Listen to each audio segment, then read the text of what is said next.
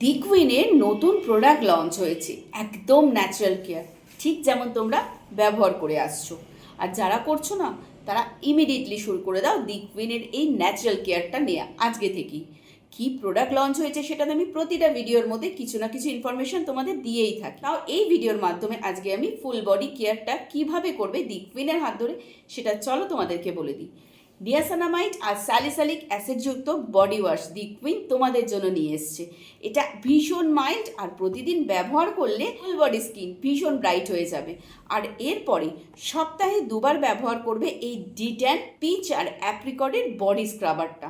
সপ্তাহে দুবার অথবা একবার। নিজের বডিকে ট্যান ফ্রি তো করতে হবে, তার জন্য কিন্তু কোনো ট্রিটমেন্ট না, কোনো হোম রেমিডি না, শুধু পিচ আর অ্যাপ্রিকটের এই বডি স্ক্রাবারটা, ডিট্যান বডি স্ক্রাবারটা ব্যবহার করবে। আর প্রতিদিন বডি ওয়াশ করার পর এই কফির বডি পলিশারটা মাস্ট ইউজ করবে, একদম ভুলবে না কিন্তু।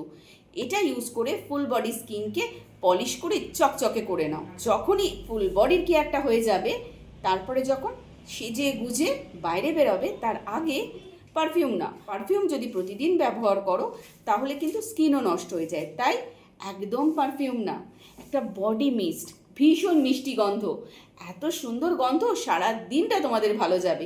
এই মিষ্টি গন্ধটা ব্যবহার করো, বডি মিস্টটা দিয়ে বাইরে বেরিয়ে যাও।